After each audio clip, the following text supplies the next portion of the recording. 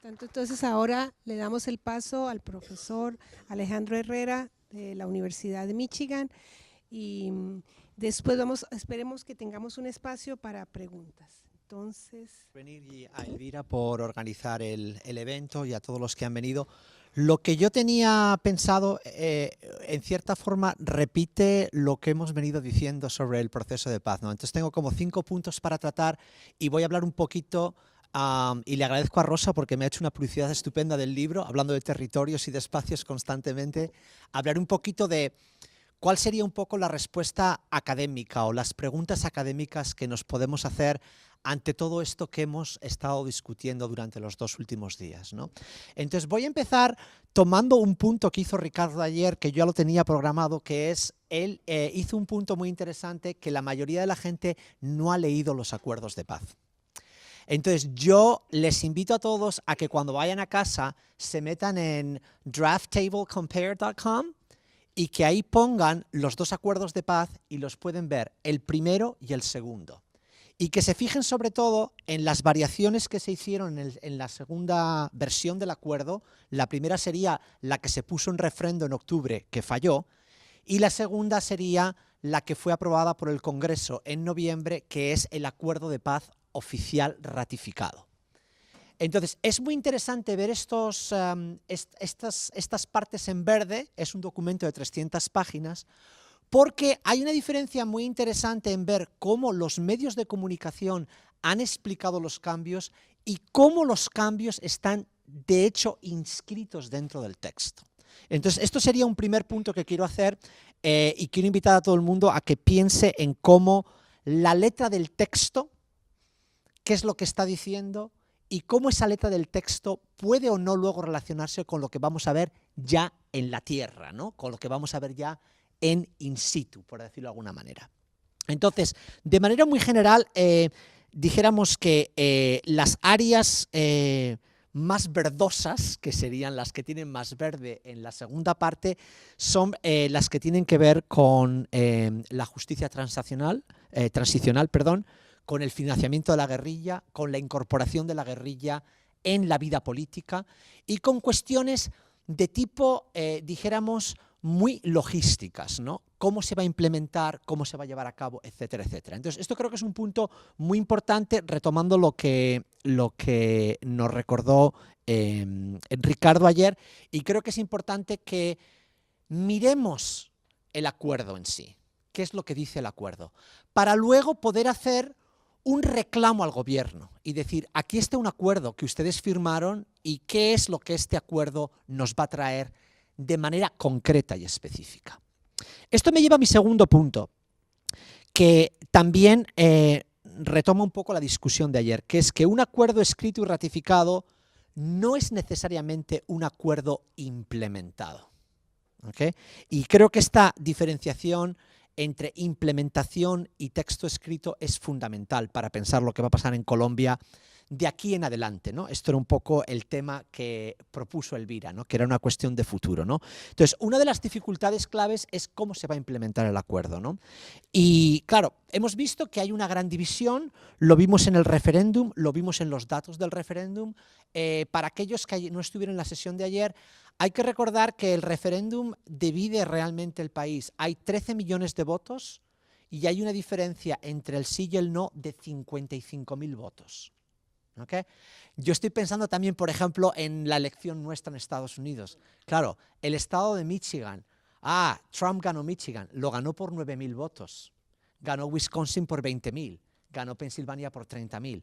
Estamos hablando de una victoria de 50.000 o 60.000 votos para todo un país. Lo mismo ocurre con esto. Y otro elemento es que simplemente un 35% de la población votó en el referéndum. Entonces, esto nos indica que la implementación va a ser complicada porque vamos a tener un país muy polarizado y muy dividido, ¿no? Entonces, esto, claro, me lleva a mi tercer punto, que es que no podemos asumir que un acuerdo de paz, por arte de magia, se convierte en la solución a todos los problemas que tiene el país. Entonces, esta resolución va a tener que verse pensando también la historia de Colombia, las luchas entre liberales y conservadores, la cuestión de la reparación de las víctimas y su memoria, la desigualdad social, en fin, como hemos mencionado, la cuestión de la tierra, quién la tiene, quién tiene la titulación de la tierra, a quién le pertenece, qué pasa con la tierra que fue capturada durante el conflicto, ¿no? Entonces, todos estos detalles quedan todavía por, dijéramos, por desmenuzarse, ¿no? Y también otro de los problemas que ha sido uno de los puntos más conflictivos es la cuestión de cómo va a funcionar la justicia especial que se diseña y si realmente va a haber lo que podríamos decir unas penas y va a haber unas cárceles o va a haber unos encarcelamientos y una justicia para aquellos que cometieron estos crímenes, y esto todavía está por ver, a ver cómo va a desenvolverse todo este proceso. Estaba leyendo anteayer en Columbia Reports una noticia que fue muy interesante, donde dice que hay miembros del ejército que están pagando dinero a guerrilleros específicos para que no participen en este proceso de justicia que se está diseñando en Colombia. Entonces, hay también facciones en un lado y en otro que quieren de una manera u otra sabotear algunas de las regulaciones que nos está poniendo o que nos está dando como pauta los acuerdos de paz. Muy bien. ¿Cómo conecto todo esto? Yo creo que para conectar todo esto creo que es muy importante hablar de la incertidumbre. Y esto creo que Ricardo lo mencionó ayer también. Hay una gran incertidumbre en cómo vamos a ver este proceso, qué es lo que va a pasar, cuáles van a ser los detalles, y esa incertidumbre va a mantener, a mi modo de ver, muchos de los elementos que van a ocurrir a partir de ahora en los años que entran. Mi trabajo, voy a hablar un poquito de esto, y es un trabajo colectivo, lo que he intentado hacer es pensar maneras en las que el mundo académico puede o no responder ante estos desafíos. Entonces, en este libro, Territorios de Conflicto, lo que hemos intentado hacer, yo y mis colaboradores, Andrea Fanta Castro y Chloe Ratner-Jensen de la Universidad de los Andes, hemos intentado pensar el conflicto de una manera multifocal. Y hemos intentado hacer un mapeo de estos conflictos a través de una serie de... ¿Esto no va a bajar ahora? Siempre que quiero hacer algo con el internet no me funciona. Bueno, hemos intentado hacer un mapeo del conflicto. A ver, ¿esto no me baja? Ok, sí, okay, va, sí, okay. Pero no baja. Okay. No tengo el chisme. Okay, well. Voy a intentarlo de nuevo, a ver. Salió tu libro. Estamos haciendo aquí mucha promoción. A ver. Aquí, esto es lo que buscaba. Entonces, lo que hemos intentado hacer en este trabajo es identificar una serie de áreas que, a nuestro modo de ver, son las que nos pueden ayudar a pensar el conflicto con sus diferentes ramificaciones. Entonces tenemos un bloque de ensayos dedicados a violencia, memoria y nación, que son tres conceptos que se retoman constantemente en las discusiones de qué es el conflicto y cuáles son los territorios. Otro dedicado a etnicidad y espacio y medio ambiente. Y un tercero dedicado a cuestiones de género y política de cuerpos, incluyendo, por ejemplo, trabajos que tienen que ver con gente que ha sufrido dijéramos, el desastre que son las minas en Colombia, cuerpos rotos y destrozados por las minas. Y finalmente, volviendo un poco a lo que decía Elvira, retomar esa parte más performativa, ¿no?, que serían los territorios o los espacios de música y de cine, ¿no?, y mediáticos. Entonces, de esta manera, lo que nosotros estamos proponiendo con este libro es una manera de pensar en patrones no hegemónicos o totalitarios para entender el conflicto, sino para pensarlo de una manera mucho más dialogante, ¿no? Y cómo estas diferentes disciplinas están manejando o están creando una nueva manera de pensar estos territorios en plural del conflicto, ¿no? Para ello, lo que nosotros hemos propuesto en este libro es tener gente de diferentes partes del mundo académico. Tenemos historiadores, tenemos gente de ciencias políticas, tenemos gente que trabaja en medio ambiente, tenemos gente que trabaja derechos indígenas, tenemos gente que trabaja medios de comunicación, etcétera, etcétera. Esto es un poco lo que podemos ver en el libro.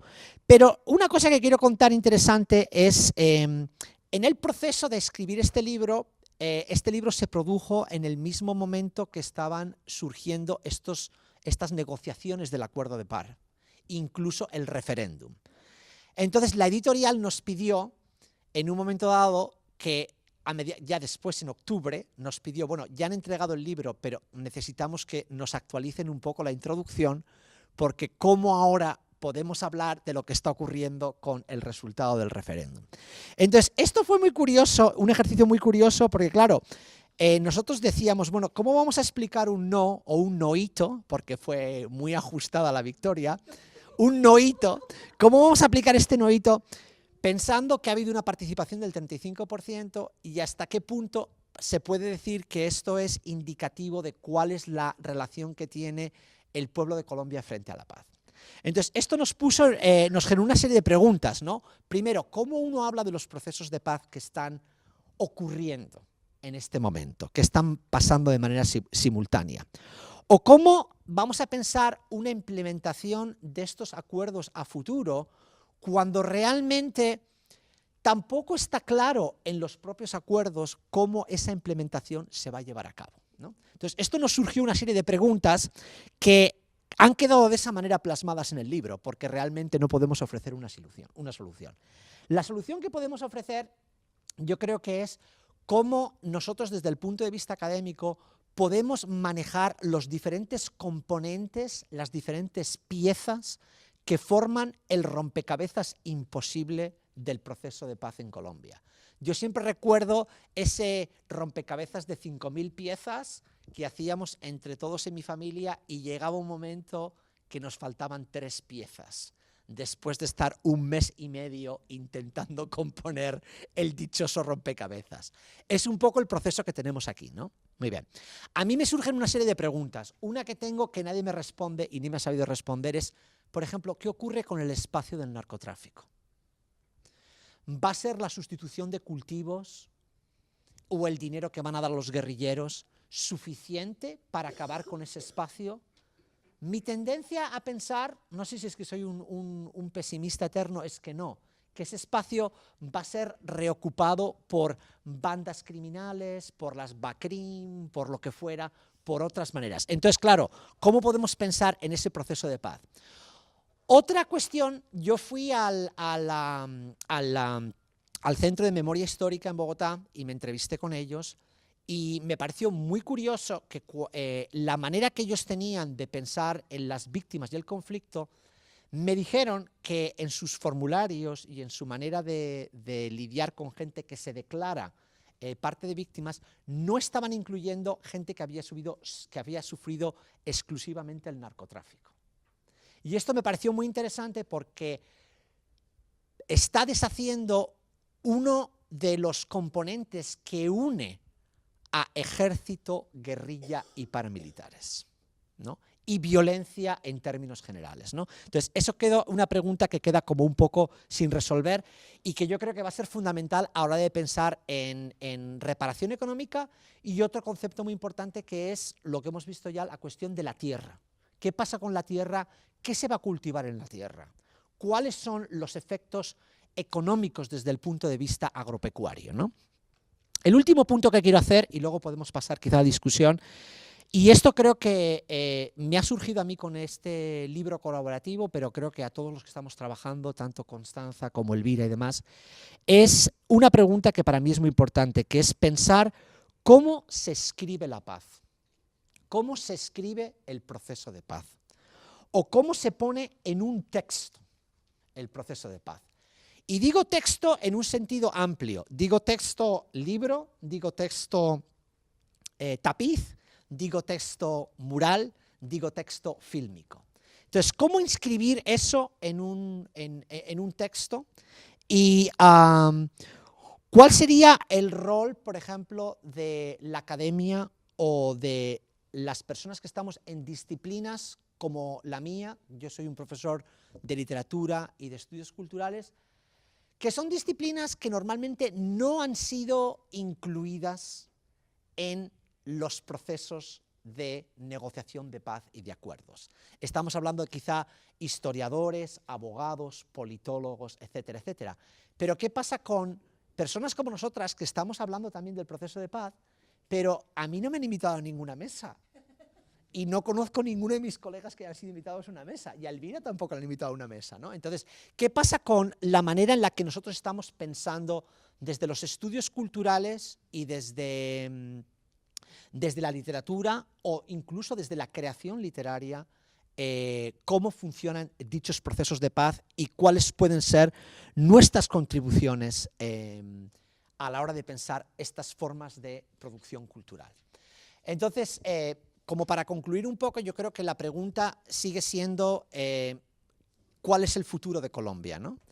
Entonces, evidentemente hay esperanza, pero hay que también pensar que hay mucha oposición y que la oposición al proceso de paz y a los detalles de las 310 páginas del acuerdo, que los podemos ver ahí, van a marcar, a mi modo de ver, el éxito o el fracaso de estos acuerdos. Una cosa que creo que es importante, que quizá esto no se refleja mucho en la prensa, es que uno de los cambios, si lo entiendo bien, corríjanme los especialistas, uno de los cambios fundamentales que hubo entre el rojo y el verde fue que la guerrilla había en un primer momento acordado que estos acuerdos formaran parte de la Constitución de Colombia. En la versión de ahora ya no forman parte de la Constitución de Colombia. ¿Qué quiere decir esto? Es que no están sellados como parte de la Constitución nacional. Es mucho más fácil variar un acuerdo, cambiar un acuerdo, que enmendar una constitución de un país. Y esto para mí creo que es muy importante a la hora de pensar en cómo va a funcionar esta cuestión de los uribistas, los del no y los del noíto, y los que están realmente luchando por una implementación de estos procesos de paz. Entonces, claro, igual están pensando que tengo muchas preguntas y pocas respuestas, pero es que esto es lo que creo que en cierta manera resume lo que pasa en Colombia. Tenemos muchas preguntas y nos faltan las respuestas y los detalles de esta implementación. Muchas gracias.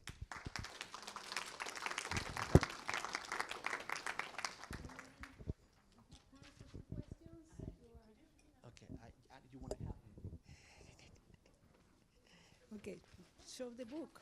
Oh, the book is here. Lo voy a pasar por si alguien lo quiere ojear. Lo paso, lo circulo. Y también hay unas hojas que se están distribuyendo con un porcentaje de descuento que da la editorial. 3 minutos. 3 minutos. No oigo. Bueno, algunas preguntas. No sé si Rosa quieres pasar acá para que aquí estamos y el libro. Si tienen algunas preguntas, estamos aquí los tres listos.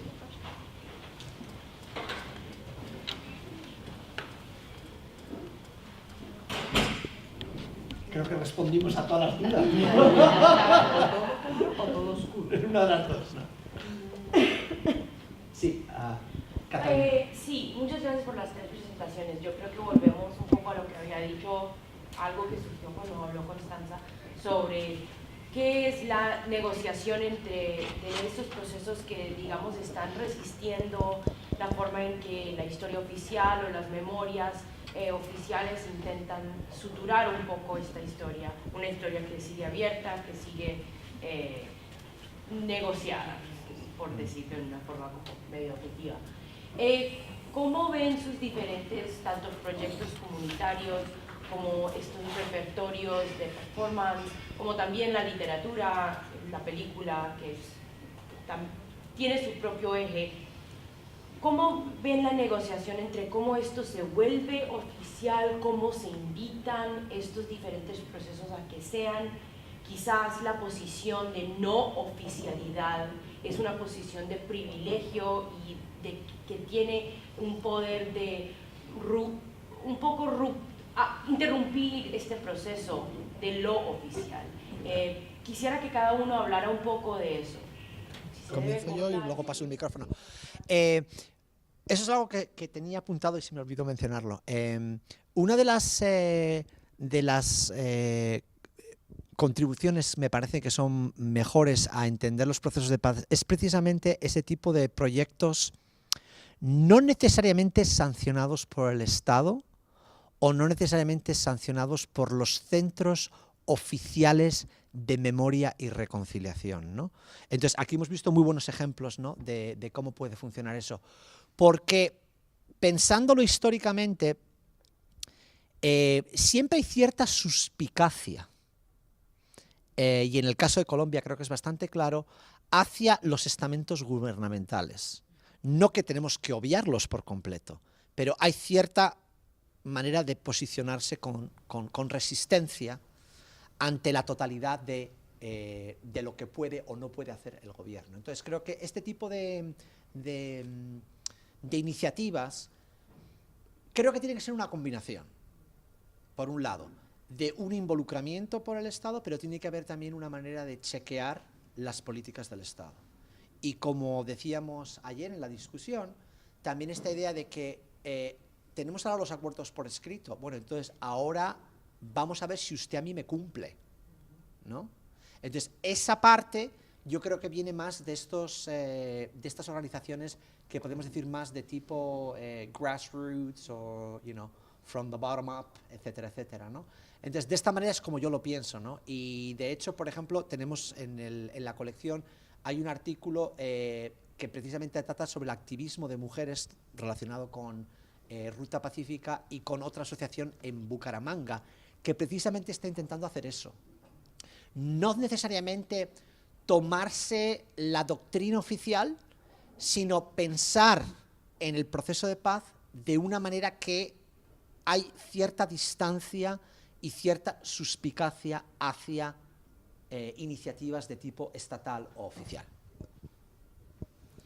Creo que es muy importante cuando reconocemos que no hay una verdad oficial única, sino que existen otras verdades y que esas otras verdades a veces hay que buscarlas porque están justamente en los territorios en donde no hay voces tan fuertes que se escuchen en todo Colombia y fuera. Entonces son estos ejercicios y estas lecturas que podemos hacer de las iniciativas comunitarias y de las organizaciones los que nos van a permitir conocer esa otra verdad que es tan importante para los procesos de reparación y de reconciliación, porque es no tratar a la víctima solo con la verdad oficial, porque hay muchas formas en que la gente calla y otras en que no se escucha, aún cuando griten. Entonces es importante tenerlo en cuenta. Con tu pregunta me haces pensar en el Centro de Memoria Histórica. El Centro de Memoria Histórica, por supuesto, es un organismo gubernamental. Entonces, como tal, tiene que cumplir los postulados del gobierno, pero al mismo tiempo, todas las publicaciones de ellos, los videos, todo el trabajo que han hecho, es un trabajo que interpela a las acciones del gobierno. Y eso de por sí crea otra visión. A mí me impresiona mucho que ellos sean los que han visibilizado todas las masacres, los horrores, todo que se cometieron en las regiones a través de ellos que se ha podido saber. O sea, leer los libros de ellos, ver los videos que ellos tienen, que además tienen acceso a todo el mundo, todos los libros del Centro de Memoria Histórica, todas las publicaciones, todos los videos se pueden bajar, todos son gratis, en las ferias del libro se consiguen gratis. O sea, ¿qué más se puede hacer? Pero sin embargo, el problema más grande que yo veo aquí es la división y la indiferencia que hay en Colombia. Que una cosa es que yo lea esto y que yo lo vea, yo lo visibilice, yo todo, y otra cosa es hacérselo leer a mi hermano, Es que no estoy hablando de mi hermano, de mi familia. Usted sabe, usted ha leído esto. No, no me interesa, no quiero saber, no me interesa. No, esos del Centro de Memoria Histórica todos son unos izquierdistas. No, todos son, no, ese de Gonzalo Sánchez, no, ese es un izquierdista, ese es un no. ¿Cómo le vamos a creer a él? O sea, hay un profiling, ¿no? De que el Centro de Memoria Histórica es izquierdista, es liberal, eso es hecho de académicos e investigadores, y tú no le puedes hacer ver a la persona que, como mi hermano, que yo digo, es que si yo no puedo convencer a mi hermano, ¿a quién puedo convencer? Es impresionante que las personas cercanas a ti, cuando hubo lo del sí y el no, no había forma de convencer a mis hermanos, lea lo que ha pasado. No, es que yo recibí aquí un video por WhatsApp de Fernando Londoño, y yo creo más a Fernando Londoño que a todo el resto del mundo, porque Fernando Londoño pues era, mejor dicho, la palabra, y no había forma de decir, lea el acuerdo, lea esto. Una parte que me ha traído ahora a la mente, cuando estábamos componiendo el libro, una de las páginas que nosotros mirábamos era la página de las mesas, ¿no? La página de mesas de negociación. Esta página en agosto de 2017 había recibido, de 2016, perdón, había recibido menos de 100.000 visitas para un país de 47 millones de habitantes. Esta era la página donde se colgaban las actualizaciones de las diferentes negociaciones que estaban ocurriendo y de los diferentes procesos. Eso para mí fue muy, no ya el 35% que votó, que eso ya también es bastante alarmante, ¿no? El hecho de que incluso había, a mi modo de ver, una dejadez o una desidia hacia el proceso en mismo. Mucha gente que no creía en el proceso, y de hecho es bastante significativo, bueno, uno que no se haya leído, pero que tampoco se hayan leído esta especie de resúmenes que se ponían en la página de negociación establecida. Pero sí leían a Fernando Londoño. Eso sí, eso sí. La otra cosa que me pareció curiosa, yo estaba en Cuba, porque llevé un grupo de estudiantes a Cuba durante 6 semanas, mientras ocurrían las negociaciones de paz.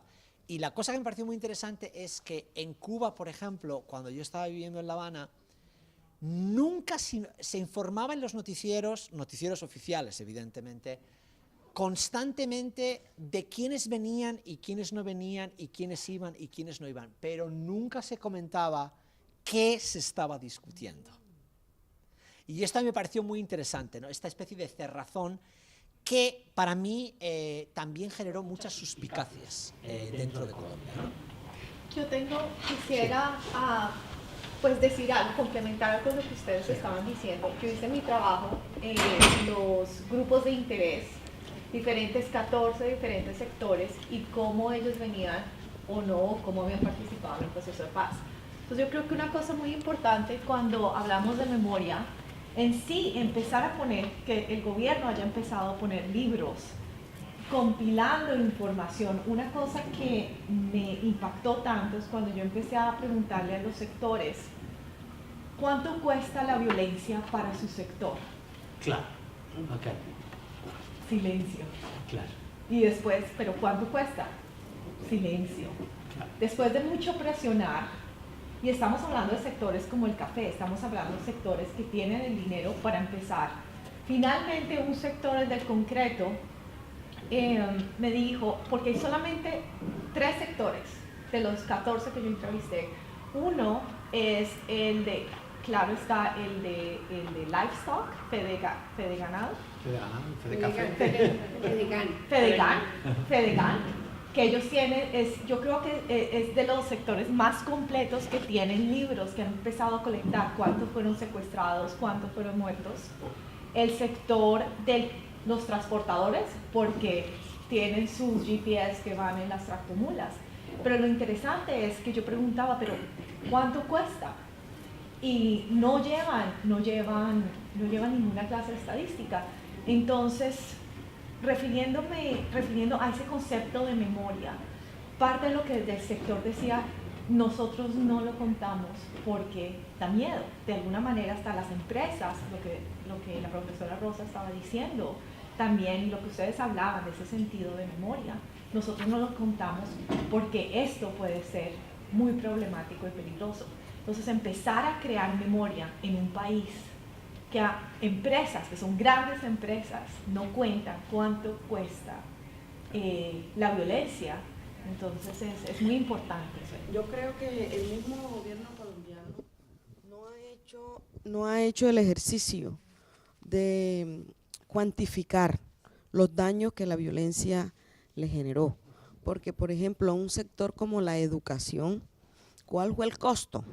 ¿Verdad? El costo de no tener maestros, cuáles fueron las repercusiones que tuvieron para determinados territorios que no pudiesen nombrar maestros para atender a los niños.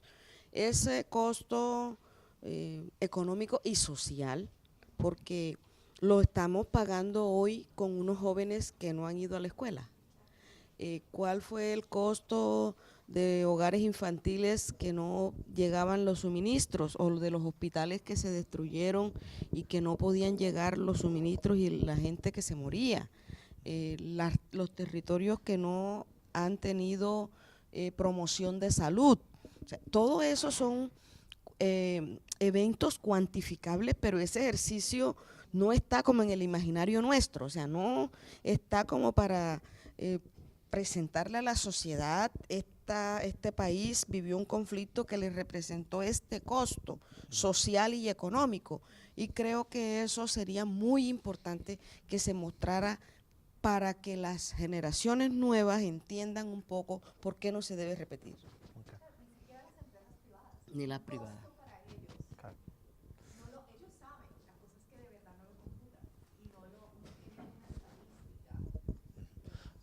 Bueno, una cosa que quisiera yo añadir a esto, que bueno, ya se ha escrito y se ha comentado bastante, es el hecho de que en Colombia hay una especie de asincronía entre el proceso de recuperación de la memoria y la cicatriz nacional y el momento en el que ocurre, ¿no? Cuando uno piensa, por ejemplo, en Argentina, en los desaparecidos, en Perú, etcétera, etcétera, ha habido una distancia de tiempo que ha permitido quizá ese espacio para pensar cuánto nos costó que no hubiera educación y demás. Lo que ocurre en Colombia es que es todo al mismo tiempo. Firmamos la paz, pero al mismo tiempo tenemos el centro de memoria y estamos haciendo la reconstrucción. Entonces, claro, nos reconciliamos y hacemos todo al mismo tiempo, ¿no? Entonces, claro, ahí viene una de las dificultades, ¿no? ¿Por qué no te quieren responder los gremios? Porque todavía estamos con el fantasma del conflicto, ¿no? Entonces, claro, como un gremio no quiere aventurarse a decir, ¿no? Porque tampoco tiene la distancia histórica para poder hacer esa evaluación, ¿no? Entonces, ese es uno de los problemas que veo yo con la rapidez. Se está haciendo todo al mismo tiempo. El acuerdo de paz, el centro de memoria, la reparación, la búsqueda de los cuerpos, o sea, todo al mismo tiempo, ¿no? Mientras que en otros países esa memoria histórica. Yo, por ejemplo, viniendo de España, ¿no? Claro, nuestro proceso fue muy distinto. Estamos ahora en, no sé, a partir del 2005, 2006, buscando los cuerpos de las atrocidades del franquismo. Ya, pero Francisco Franco murió en 1975. Entonces, esa es una de las cuestiones que veo yo que se diferencia con el proceso de memoria, que está ocurriendo todo al mismo tiempo. Y entonces, esa especie de asincronía sincrónica dificulta, yo creo, que esa pregunta que tú haces a los gremios. Por cierto, sí, ciertas leyes, evidentemente. Sí. Sí. Claro, evidentemente. Una de las cosas de los gremios, me han dicho a mí, no sé si es cierto, que el único gremio que no fue el de los esmeralderos, el que no... Con el que no se metieron. Con el que no se metieron, no sé si es cierto o no, que es el único que no tuvo... Ese sí que le puedes preguntar y creo que les fue igual de bien, ¿no? Bueno, yo quiero finalizar, darle las gracias a todos y a terminar con solamente un comentario de una de las preguntas que hizo Alejandro, que quedan planteadas, y es sobre todo la función de la academia, la función del escritor, la función del investigador, porque eso lo estábamos hablando con Ricardo esta mañana. Ricardo está haciendo la paz, pero necesita que se escriba sobre todos estos procesos. Necesitamos documentar, escribir, plasmar en todas sus formas lo que se está haciendo. Y yo pienso en la Guerra Civil de España. Han pasado 50, 60, 70 años y seguimos hablando de la guerra civil y siguen surgiendo libros y películas y documentos y cada vez hay algo. Y uno dice, yo dentro de 100 años, si estuviéramos vivos, estarían investigando lo que pasó en el 2016 como el hecho más importante de la historia de Colombia, porque es el hecho más importante de la historia de Colombia. Olvídate de la independencia, olvídate, los españoles ya, ¿no? Esto es el hecho histórico más importante. Eso ya pasó, o sea, realmente esta es la fecha que va a marcar el día en que se celebra la independencia de Colombia, ya no, es el día que se firmó la paz, esto es lo que va a marcar. Entonces, a documentar, a los que están haciendo investigación, tesis, los que están escribiendo, los que son periodistas, reporteros de teatro, a documentar lo que está pasando en Colombia. Los invito a esto. Muy gracias. Muchas gracias.